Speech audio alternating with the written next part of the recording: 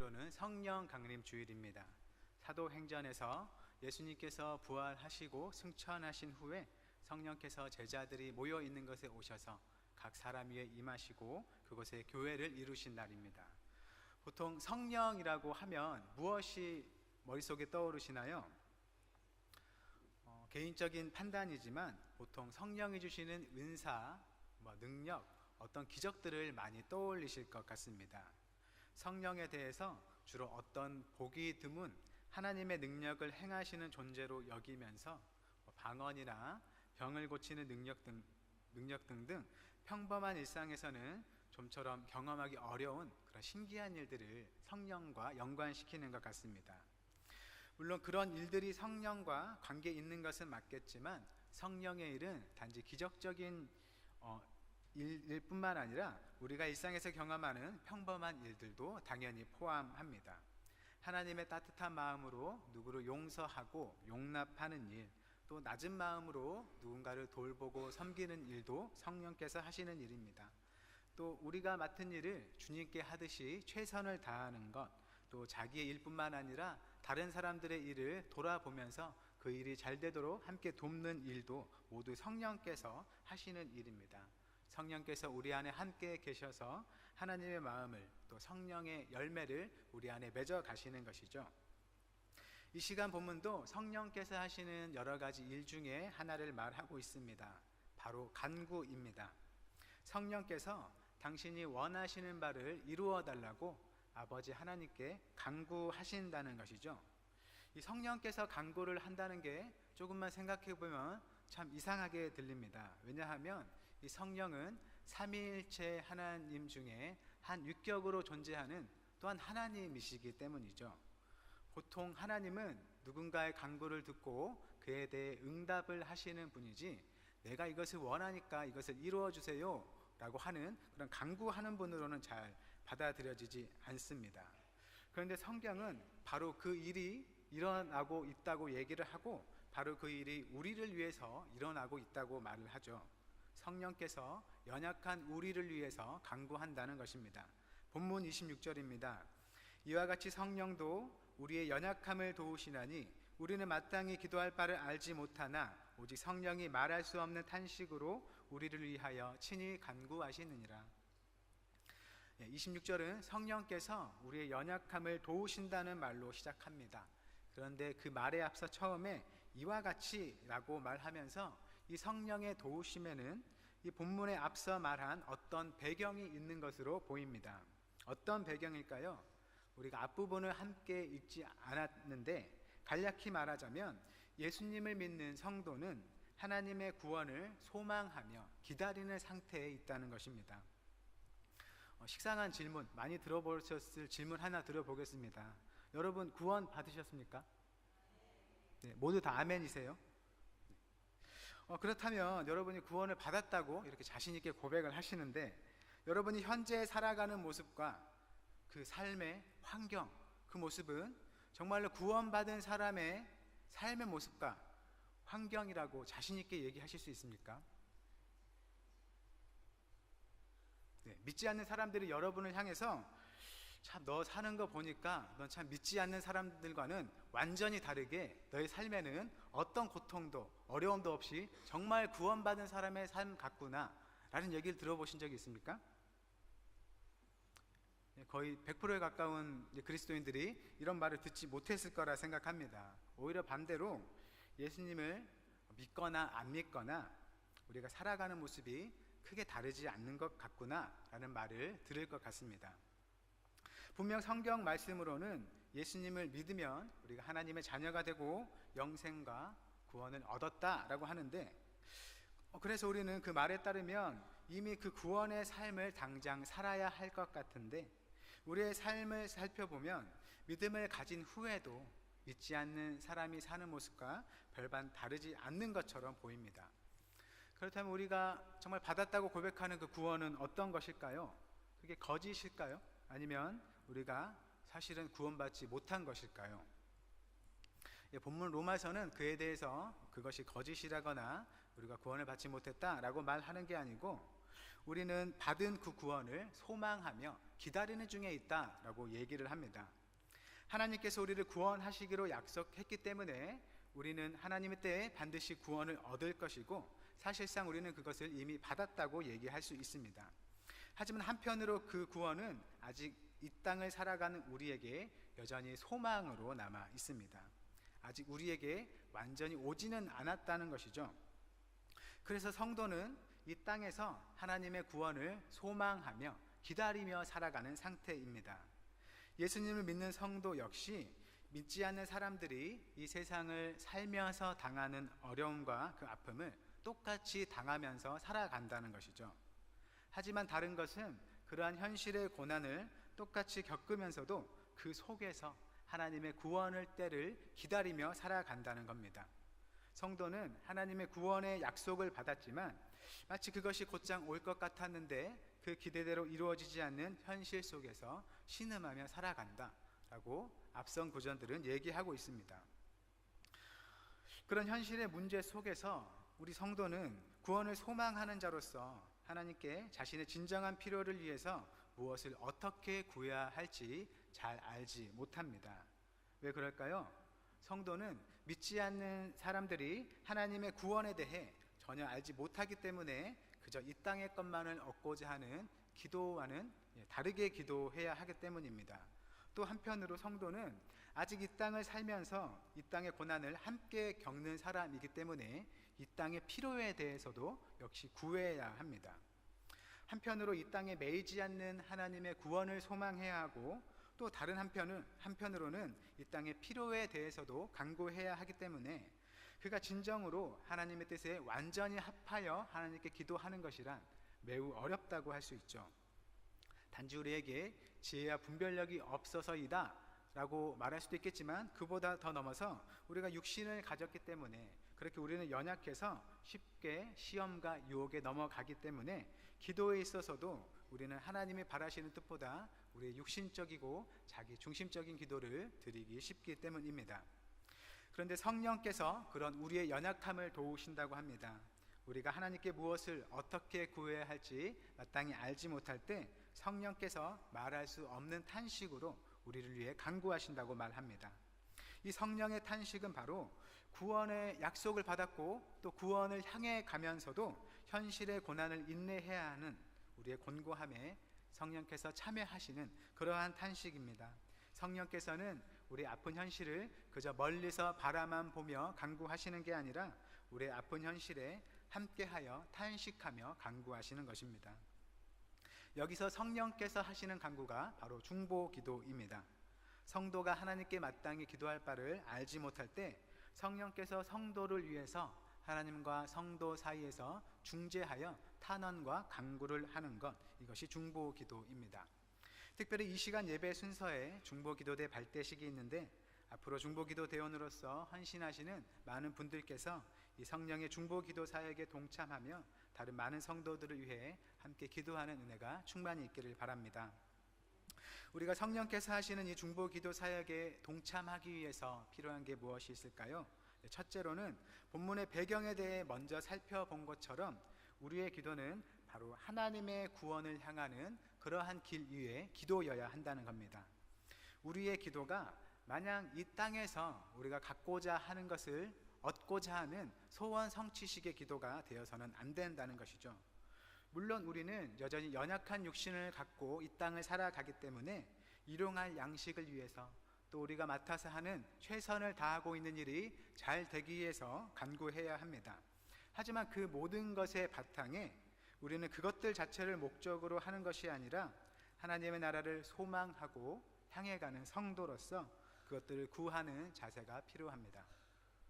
즉 우리가 드리는 기도가 그 내용대로 이루어지느냐 이루어지지 않느냐 보다 우리의 기도를 통해서 우리가 과연 하나님의 구원에 더 가까이 다가서고 그것을 경험하며 사는가가 더 중요하다는 것이죠. 그렇기 때문에 우리는 아직 완전히 경험되지 않은 그 하나님의 구원을 소망하며 기다리는 자로서 다른 사람들의 기도 제목을 분별하여 보고, 단지 그들이 내놓은 그 기도 제목이 현재 바라는 그것을 성취되기를 위해 간구하는 것이 아니라 그들이 그 일들을 통해서 하나님의 구원을 바라보고 소망할 수 있도록 간구해야 한다는 겁니다.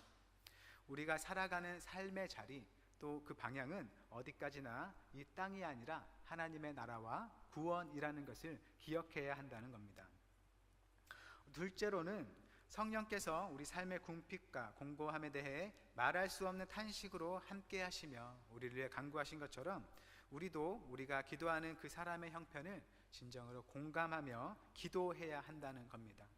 즉 성령께서 우리의 사정과 형편을 잘 알아서 탄식하면서 마치 우리와 동일한 심정을 가지고 우리를 위해 간구하시는 것처럼 우리도 다른 사람의 일을 마치 자신의 일처럼 여기면서 기도해야 한다는 것이죠. 그것은 어떤 심정일까요? 마태복음을 보면 예수님께서 우리가 목자 없는 양과 같이 고생하는 것을 보고 불쌍히 여기셨다는 표현이 나옵니다. 마태복음 9장 36절을 제가 봉독하겠습니다. 무리를 보시고 불쌍히 여기시니 이는 그들이 목자 없는 양과 같이 고생하며 기진함이라. 여기서 무리를 보시고 불쌍히 여기시니 라는 구절에서 이 불쌍히 여기시니 라는 그 단어의 원어의 뜻이 창자가 끊어지는 아픔을 느끼다 라고 합니다. 또는 창자가 뒤틀리는 그런 아픔을 느끼다 라고 하는데, 혹시 여기에 창자가 끊어지거나 그런 걸 경험해 보신 분이 거의 없을 것으로 생각합니다. 저도 그런 경험이 없고요. 아주 그런 경험한다면 굉장히 아프겠다라는 상상만 할 뿐이죠. 그런데 우리말로 이 말이 번역될 때는 불쌍히 여겼다라고 번역이 됐습니다. 그래서 아마 우리말로는 예수님께서 느끼신 그 마음의 아픔이 조금 부족하게 표현된 것 같은데, 이 같은 말을 영어로는 compassion이라는 단어로 번역을 했습니다. 아마 이 compassion에 대한 단어의 설명을 많이 들어보셨을 텐데요.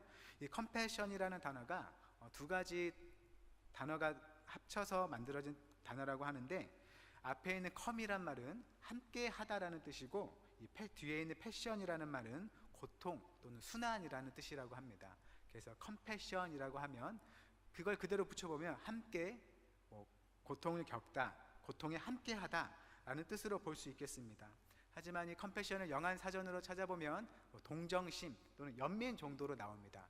그렇기 때문에 그냥 사전을 찾아봐서 보는 거랑 이 원래 단어가 어떻게 만들어진 거를 살펴보는 거랑은 조금 다르게 느껴지죠.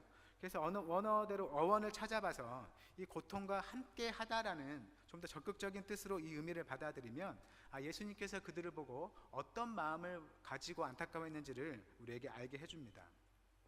이 성령께서 우리를 위해 간구하시며 느끼신 탄식이 마치 예수님께서 무리를 보시고 컴패션 하셨다라는 것과 같을 것입니다. 우리가 느끼는 고통에 함께하며 그 고통으로 탄식하며 우리를 위해 간구하시는 것이죠. 우리가 그러한 성령의 사역에 동참해서 다른 이의 고통에 함께하며 기도한다는 것은 단지 그 고통에 함께한다는 것으로 그치는 게 아니라 교회의 한몸됨을 이루는 것입니다. 고린도전서 12장 26절 27절입니다. 만일 한 지체가 고통을 받으면 모든 지체가 함께 고통을 받고 한 지체가 영광을 얻으면 모든 지체가 함께 즐거워하느니라. 너희는 그리스도의 몸이요 지체의 각 부분이라. 성령의 중보기도 사역에 동참하는 것은 다른 사람의 일을 자기 일로 여겨서 그 아픔에 함께하면서 교회의 한몸됨을 이뤄가는 것입니다. 단순히 동정이나 연민으로 그치는 것이 아니라 하나님께서 바라시는 하나된 교회를 점차 이뤄가는 것이죠. 우리 중보기도의 사역을 통해서 또 우리가 행하는 중보기도를 통해서 우리가 서로의 아픔을 공감할 뿐만 아니라 서로 더욱 하나 되는 은혜가 있기를 바랍니다. 셋째로는 예수님께서 자신의 생명을 주시면서 아버지 하나님과 우리 사이의 중보자가 되어주신 것처럼 우리의 기도도 우리 자신을 내어주는 기도가 되어야 한다는 겁니다. 그게 어떤 기도일까요? 구약 성경을 보면 모세가 이스라엘 위해서 하나님 앞에 어떤 마음으로 기도를 했는지 잘 보여주는 구절이 있습니다. 출애굽기 32장 32절입니다. 그러나 이제 그들의 죄를 사하시옵소서. 그렇지 아니하시오면 원하건대 주께서 기록하신 책에서 내 이름을 지워버려 주옵소서. 모세가 하나님께 이스라엘 백성을 위해 기도하면서 하나님의 책에서 제 이름을 지워주십시오. 마치 생명책에서 지워주십시오라는 되게 무서운 간구를 드렸습니다. 어떤 이유로 이런 간구를 드렸을까요? 모세가 하나님께 부르심을 받아 십계명을 받으려고 하나님께 나아갔을 때에 이스라엘 백성은 모세가 하나님께 가서 자기들에게 다시 돌아오지 않는다고 불평하고 잘 기다리지 못했습니다. 그래서 금송아지를 만들고 마치 그것을 하나님처럼 섬겼는데, 그 사실을 아시는 하나님께서 모세에게 그 일에 대해 말하면서 그들을 없애버리겠다라고 진노하면서 말씀하셨습니다. 모세가 그런 하나님께 그 일을 하지 말아달라고 간구를 한 것이죠. 이 모세가 하나님 앞에 있던 자리를 떠나서 이스라엘에게 돌아가서 그들이 금송아지를 만든 일을 책망하고 벌을 준 다음에 다시 하나님께 찾아가서 이 백성을 용서하여 주기를 구하면서 기도한 내용이 바로 아까 그 기도입니다. 그들의 죄를 사하시옵소서, 그렇지 아니하시오면 원하건대 주께서 기록하신 책에서 내 이름을 지워버려 주옵소서. 하나님께서는 이스라엘 백성을 위해 자기의 목숨까지 아끼지 않고 내놓는 이 모세의 기도를 들으셨고, 그래서 이스라엘 백성을 다시 용서하시고 용납하시고 광야 생활 동안 이스라엘 백성을 보살피셨습니다. 이 신약 성경에도 다른 사람을 위해서 마치 이와 같은 심정을 가졌던 인물이 있습니다. 바로 사도 바울입니다. 이 사도 바울은 물론 이방인을 위해서 보냄받은 사도였지만 자기의 동족인 유대인에 대해서도 굉장히 사랑하고 아끼는 마음이 있었습니다. 그래서 로마서 9장 1절부터 3절 말씀에서는 바울의 동족 유대인들을 향한 마음을 이렇게 표현하고 있습니다. 내가 그리스도 안에서 참말을 하고 거짓말을 아니하노라. 나에게 큰 근심이 있는 것과 마음에 그치지 않는 고통이 있는 것을 내 양심이 성령 안에서 나와 더불어 증언하노니, 나의 형제 곧 고륙의 친척을 위하여 내 자신이 저주를 받아 그리스도에게서 끊어질지라도 원하는 바로라. 바울 역시 모세처럼 자신이 저주를 받아서 그리스도에게서 끊어질지라도 자기의 동족 유대인들이 그리스도를 알기 원한다라고 하나님께 탄원을 하고 있습니다. 동족 유대인의 구원을 위해서 자기의 생명까지도 아끼지 않고 간구하는 모습이죠. 이렇게 모세와 바울의 예는 예수님만이 자신의 생명을 아끼지 않고 우리에게 내어주는 일을 하신 게 아니라 그분의 성령을 받은 성도들 역시 예수님의 사랑을 나타내시는 성도의 인도하심을 따라서 자신을 내어주는 사랑과 헌신에까지 자랄 수 있었다는 것을 우리에게 보여줍니다. 누군가를 위해 진심으로 기도한다는 것은 무엇을 또 의미할까요? 그를 위해 자기의 시간을 내어서 기도하는 것뿐만 아니라 또 자기가 할 수 있는 일들로서 그를 돕는 것까지 포함하는 것이라 볼 수 있겠습니다. 이 성령의 중보 기도 사역에 동참하는 일을 통해서 예수님의 마음을 배우고 또 우리 자신을 내어주기까지 사랑과 헌신에서 자라가는 중보 기도대와 우리 한영교회가 되기를 바랍니다. 성령께서 우리를 위해 행하시는 이 중보 기도, 우리에게 어떤 결과를 가져다 줄까요? 본문 27절과 28절입니다. 마음을 살피시는 이가 성령의 생각을 아시나니 이는 성령이 하나님의 뜻대로 성도를 위하여 간구하심이라. 우리가 알거니와 하나님을 사랑하는 자 곧 그의 뜻대로 부르심을 입은 자들에게는 모든 것이 합력하여 선을 이루느니라. 성도의 아픔과 슬픔을 잘 아셔서 탄식하며 간구하시는 성령께서 또한 성도를 위한 하나님의 뜻을 잘 아셔서 그 뜻대로 간구하신다고 합니다. 그리고 그 마음을 살피시는 하나님께서 그러한 성령의 생각을 잘 아셔서 하나님의 뜻대로 탄원하는 성령의 간구를 들으십니다. 그렇게 하나님의 부르심을 받아 성도가 된 사람은 그가 비록 좋지 않은 어떤 일을 겪더라도 결국에는 하나님께서 그 모든 일 가운데 역사하셔서 선한 일을 이루실 것이라는 말이죠. 그 선한 일이란 어떤 것일까요? 29절과 30절 말씀입니다. 하나님이 미리 아신 자들을 또한 그 아들의 형상을 본받게 하기 위하여 미리 정하셨으니 이는 그로 많은 형제 중에서 맏아들이 되게 하려 하심이니라. 또 미리 정하신 그들을 또한 부르시고 부르신 그들을 또한 의롭다 하시고 의롭다 하신 그들을 또한 영화롭게 하셨느니라. 이 땅에서의 성도의 삶이 그저 이 땅의 것으로 만족하는 것이 아니라 결국 하나님 나라의 구원을 향해 가는 삶인 것처럼 성령께서 우리를 위해 하나님의 뜻대로 드리는 간구는 이 땅의 것으로 우리의 필요를 충족시켜주는 것을 넘어서 우리를 하나님이 바라시는 그리스도의 형상으로 빚어갑니다. 태초에 하나님이 사람을 만드실 때 하나님의 형상으로 만드셨지만 사람이 타락해서 그 형상을 잃어버린 일에 대해서 하나님은 그것을 회복하시고 하나님께서 뜻하시고 바라시는 새로운 삶과 세계, 우리의 형상을 가져오신다는 겁니다. 말씀의 결론을 맺겠습니다. 우리가 기도하는 것은 그저 우리가 원하는 것을 얻기 위한 것이 아니라 하나님의 영광스러운 구원을 향한 여정이어야 합니다. 이 시간 본문은 성도의 삶이 성령의 중보 기도 사역을 통해서 합력하여 선을 이루는 것과 또 성도가 그리스도의 형상을 본받는 데까지 나아간다고 말하고 있습니다. 우리 삶에서 겪는 여러 아프고 힘든 문제들, 또 현실의 문제를 잘 해결하는 것도 중요하지만 그것을 넘어서 그 모든 과정을 통해 주님을 더 잘 믿어 신뢰하고 또 닮아가고 이 세상에 소망을 두지 않고 하나님 나라의 소망을 두는 기대와 갈망이 자라가기를 바랍니다. 우리가 기도하는 것이 어쩌면 하나님과는 관계없는 우리만의 소원과 바람을 이루기 위함이 아니라 그리스도 안에서 서로의 형편을 자기의 형편과 같이 여기며 하나가 되고 함께 주님을 소망하며 주님의 나라를 기다리고 이루어가는 일이 되기를 바랍니다. 구원의 약속을 받았지만 아직 오지 않은 우리의 현실 속에서 그것을 애타게 기다리는 말할 수 없는 탄식이 서로를 위한 우리의 기도 중에 가득해서 주님의 나라를 더욱 간절히 소망하며 함께 그 나라를 기쁨으로 맞이하는 모든 한영교회 성도님들이 되시기를 바랍니다. 함께 기도하겠습니다. 하나님, 우리가 마땅히 기도할 바를 알지 못할 때 성령께서 우리를 위해 간구하시니 감사드립니다. 성령의 인도하심을 따라 성도를 위한 간구에 동참하게 하셔서 같은 마음을 가지고 기도하고 나를 내어주며 남을 살리는 귀한 주님의 일을 감당하게 하옵소서. 우리가 구하는 것이 이 땅의 것으로만 그치지 않게 하시고 함께 하나님의 나라를 기대하고 소망하며 믿음에서 자랄 수 있도록 도와주옵소서. 하나님의 구원과 현실에서의 괴리가 탄식으로 흘러나올지라도 그럴수록 더욱 주님을 찾고 기다려 주님을 기쁨으로 맞이하는 교회가 되게 하옵소서. 우리를 주님의 선하신 길로 인도하여 주실 것을 믿사오며 예수님의 이름으로 기도드립니다. 아멘.